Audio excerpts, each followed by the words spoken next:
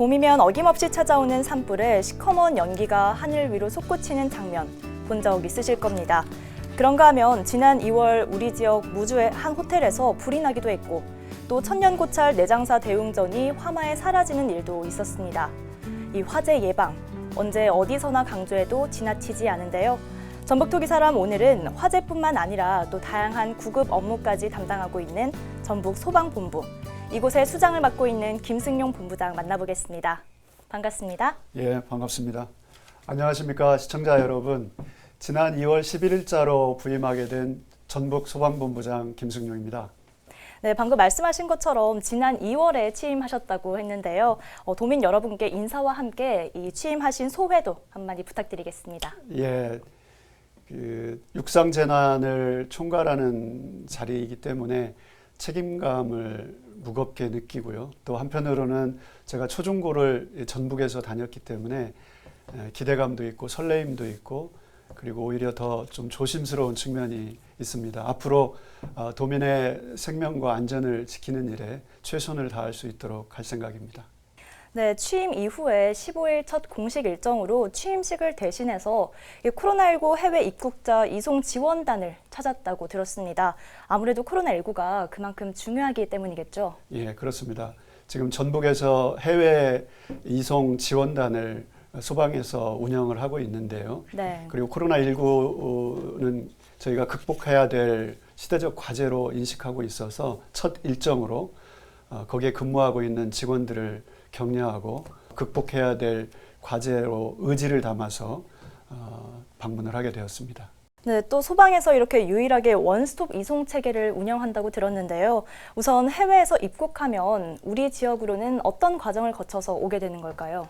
예, 해외 입국자들이 인천공항에 도착을 하면 소방 부스에서 인적 사항과 방문지를 소방대원들이 파악을 하고 전용 버스를 이용해서 전주 월드컵 경기장, 보건소, 또 자가격리 장소까지 원스톱으로 소방관들이 이송을 하게 됩니다. 네. 현재까지 저희가 11,500여 명 정도를 이송을 했고요.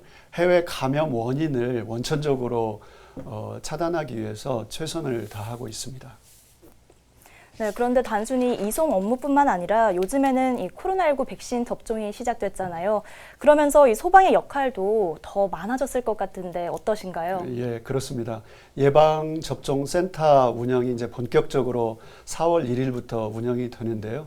전북 도내에서는 15개소의 예방접종센터가 있습니다. 그곳에 접종 후에 이상 징후 반응자들이 생길 수 있기 때문에 긴급 상황을 대비해서 15개소에 순차적으로 구급대를 배치를 하게 됩니다. 그리고 그 이전에도 요양원과 같은 요양시설에 구급대원과 간호사 자격증을 가지고 있는 구급대원들을 배치해서 현재까지 운영을 하고 있습니다. 그리고 그뿐 아니라 관련 시설의 화재 안전 특별 점검도 실시를 해서 유사시 상황에도 대비를 해오고 있습니다.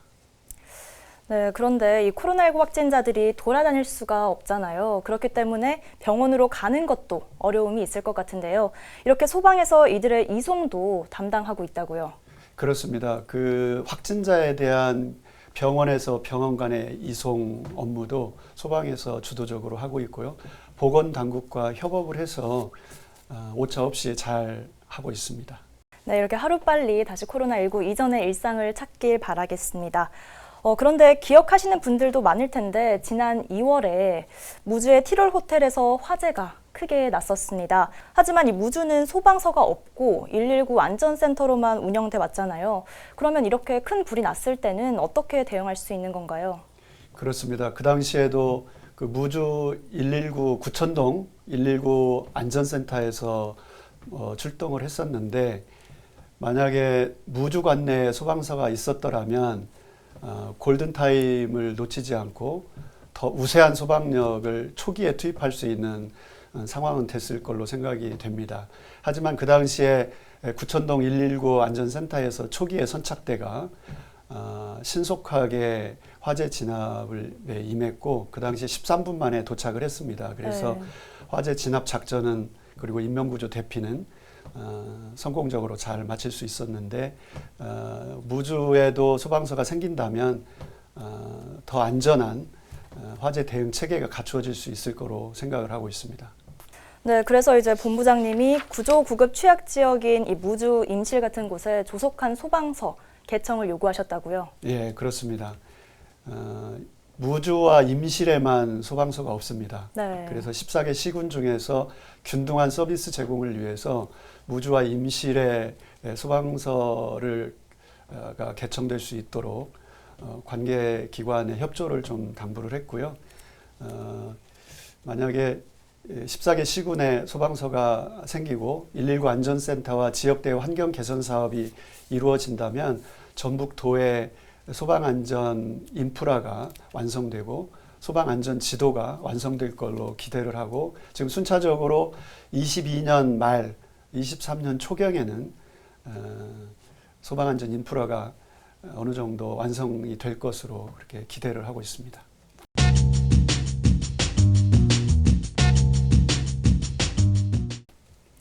네, 그런데 이 요즘 같은 계절에 봄철 산불을 조심하라는 이야기가 많잖아요. 이 난방기기를 사용하는 겨울철보다도 봄에 화재가 더 많이 일어난다는 말도 있고 또 최근에 익산에서도 불이 났고요. 실제로 봄철에 산불이 더 많이 일어나나요? 그렇습니다. 봄철에는 이제 날씨가 우선 고온 건조하고 이상기후 때문에 강풍을 동반하는 경우도 많습니다. 그만큼 위험합니다. 그래서 보통 산불 화재 현황을 분석해 보면 2월, 3월, 5월 이 봄철에 전체 산불의 60% 이상이 이 기간 동안에 화재가 발생을 합니다. 화재 원인도 대부분 부주의고요. 불법 쓰레기 소각이라든지 담뱃불 부주의, 그다음에 논두렁, 밭두렁 소각. 조금만 조심하면 나지 않을 그런 그 화재들이 큰 화재로 번지는 경우가 굉장히 많습니다. 그리고 특히 요즘 산불 같은 경우는 강풍을 동반한 산불이기 때문에 산림 인접 지역의 민가 시설물로 확산되는 도시형 재난으로 번질 가능성이 높습니다. 네, 방금 말씀하신 것처럼 이 산불이 커지면 걷잡을 수 없게 번지는 걸 볼 수 있는데요. 그렇다면 이 산불 예방을 위해서는 어떻게 해야 되는지 또 그에 대한 대응책은 어떤 게 있는지 궁금합니다. 우선은 예방 차원에서 부주의로 인한 화재가 나지 않도록 산림 인접 지역에 있는 그 거주민들이 불조심을 해야 될 것 같고요. 좀 전에 말씀드렸듯이 쓰레기 소각이라든지 담뱃불 그리고 논두렁, 밭두렁 태우는 부분 이런 부분에 대한 부분들은 금지를 해주셔야 될 것 같습니다. 산불에 대한 대응 부분은 저희가 산불이 나면 산림관계당국, 소방당국, 지자체, 군, 경찰 각 유관기관들이 협업을 해서 산불을 대응할 수 있는 체계를 좀 갖추고 있고요. 평상시에는 그런 체계들이 유사시에 잘 작동할 수 있도록 정비하는 게 필요하고 지금 관계 당국에서도 산불에 대한 대응 체계를 다 갖추고 있습니다. 네, 산불 예방을 위해서 정말 다양한 곳에서의 노력이 필요한 것 같습니다. 그런데 이렇게 화재는 한번 발생을 하면 돌이킬 수 없는 피해를 일으키잖아요. 특히 이번에 내장사 대웅전 화재가 정말 안타까운데요. 이런 목조 문화재나 전통 사찰에 대한 화재 예방, 정말 여러 번 강조를 해도 지나치지 않을 것 같습니다. 예, 맞습니다. 내장사에서 네 번째 참화였고요. 방화로 인한 화재였습니다. 그 당시 화재 당시에 저희가 극락전과 그 인접 산으로 불길이 번지지 않도록 소방력을 최대한 배치를 해서 연소가 확대되지 않도록 방어를 했고요. 그나마 다행인 것은 이제 문화재가 소실되지 않아서 참 다행이라는 생각이 듭니다. 저희가 10년 동안 그 문화재 관련 시설들의 화재 현황을 분석해 보니까 544건의 화재가 있었습니다. 대부분 부주의였고요. 네. 저희가 지금 대대적으로 관내의 문화재 시설에 대한 특별 점검을 실시를 하고 있고, 그리고 문화재 사찰을 포함한 관계인들에 대한 그 안전 교육, 또 실습 위주의 소방 시설을 사용할 수 있는 사용 방법들을 실시를 하고 있고, 그래서 다시는 관내에서 문화재 관련 시설에서 화재가 발생하지 않도록 예방 조치를 취하고 있습니다. 네, 이런 일이 다시 일어나지 않도록 철저한 대비가 필요할 것 같습니다. 네, 그런데 또 화재 취약 대상이 있잖아요. 이 노후화된 건물이나 재난 취약계층을 위한 특별 지원도 또 필요해 보이는데요. 그 재난 취약 대상에 대한 선제적 예방 조치가 필요하고요. 그래서 저희가 지금 현재 노후화된 공장이라든지 30년 이상 된 대형 제조소 등에 대한 소방 안전 점검을 대대적으로 실시를 해서 취약 요인을 사전에 제거를 하고 보완 조치를 해나가고 있습니다. 특히 재난 취약계층에 대한 소방시설 지원 사업을 실시를 하고 있고요. 그래서 재난 취약계층의 주거시설을 제공할 수 있도록 행복하우스 신축 사업도 진행을 하고, 그리고 화재 피해 주민에 대한 숙박비 지원 등의 사업도 지속적으로 확대해 나갈 생각입니다. 네, 이렇게 화재가 발생하면 가장 먼저 현장으로 가시는 분들이 소방관입니다. 또 신고 접수 후에 현장 투입까지 또 많은 분들이 함께 협업하고 있다고요. 그렇습니다. 대형 화재가 발생을 하면 전기, 가스, 경찰, 유관기관 간의 협업은 굉장히 중요한 요소이기 때문에 상황 접수 순간부터 유관기관과 공동으로 대응하기 위해서 협업 체계를 유지를 하고 있습니다. 특히 대형 재난사고가 발생을 하면 다수 사상자가 있는 경우에 현장 응급으로서도 운영을 해서 다수 사상자 이송 체계도 운영을 하고 있고, 이때에도 보건당국, 의료기관과의 협업도 굉장히 중요한 요소입니다.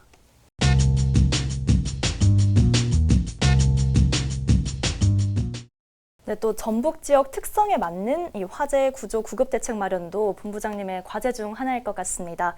전북 소방본부에서는 재난 상황 대응 방안이나 또 방향성을 어디에 두고 있을까요?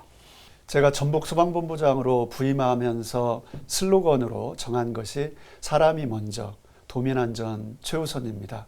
이 목표를 실천하기 위해서 첫째, 든든한 소방, 따뜻한 연대를 이루도록 하겠습니다. 두 번째는 선제적 예방, 정교한 대응을 해나가도록 하겠습니다.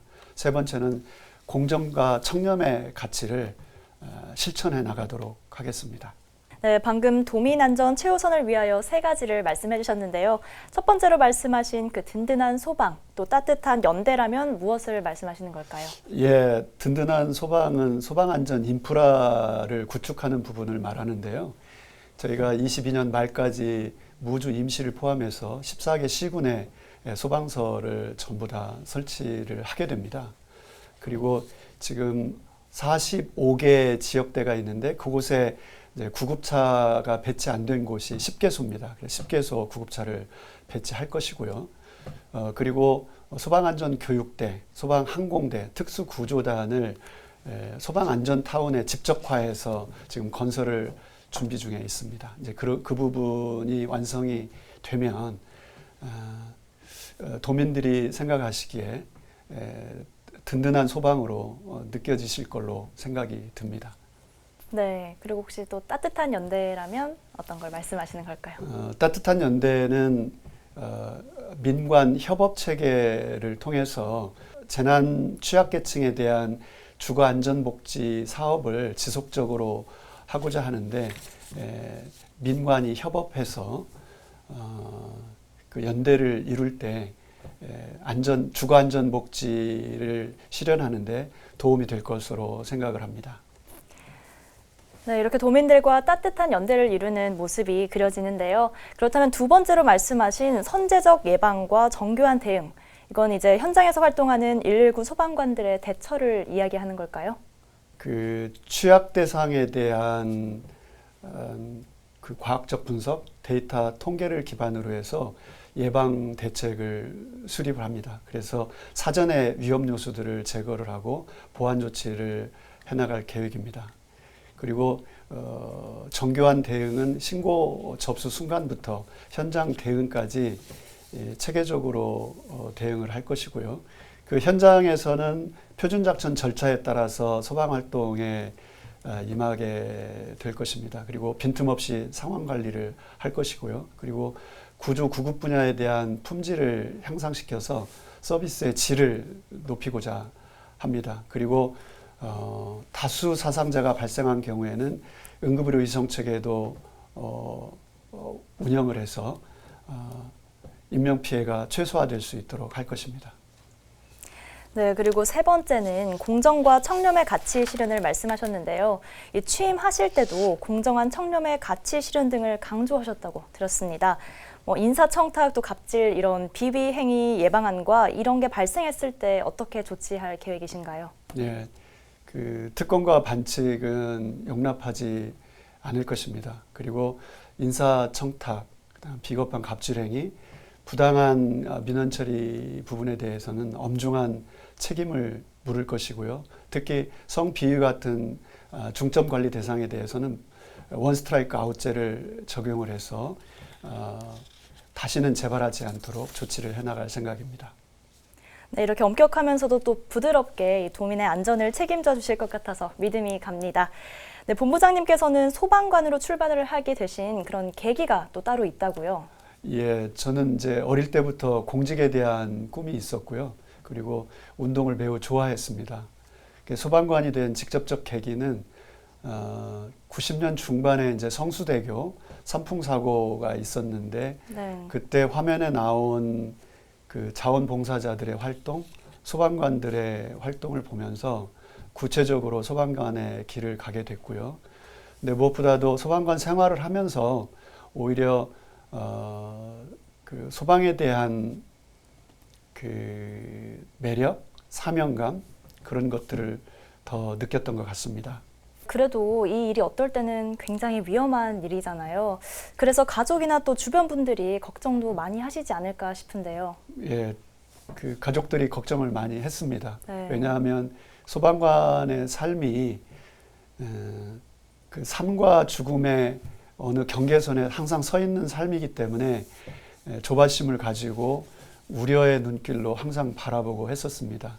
하지만 그 삶을 그 극적인 삶을 이제 숙명으로 받아들이고 수행하듯이 살아온 듯 싶습니다. 지금은 소방관의 이 삶이 지나고 보니까 굉장히 아름다운 삶이라는 생각이 들고 또 동료의 삶을 지켜볼 때도 그렇게 바라봐지고요. 왜냐하면 그런 극적인 삶과 죽음의 경계선에서 서 있는 사람이 그 소방관의 손이 위험에 처해 있는 국민들의 손을 잡는 일이기 때문에 그 소방관의 손은 국가의 손이다, 고귀한 손이다, 소방의 역할이고 소방의 사명이다, 그렇게 생각을 하고 있고 우리 직원들도 그런 모습으로 바라보고 있습니다.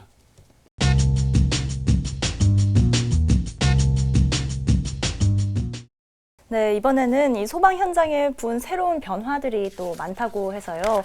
그 이야기를 한번 해보려고 하는데요. 요즘 보면은 고층 건물이 굉장히 많아졌잖아요. 또 사람이 접근하지 못하는 그런 곳들도 있을 수 있고 이럴 때는 드론과 같은 첨단 장비 또 활용하기도 한다고요. 예, 지금 현재 저희 한옥마을 근처에 있는 교동 119 안전센터 옥상에 그 드론을 활용한 화재 감시 시스템을 시범 운영을 하고 있습니다. 네. 이 시범 운영을 통해서 효과가 있으면 저희가 전북 관내에 동서남북 권역에 드론을 배치해서 화재 예방 순찰과 유사시에 수색 구조에도 활용할 수 있도록 지금 준비를 하고 있고요.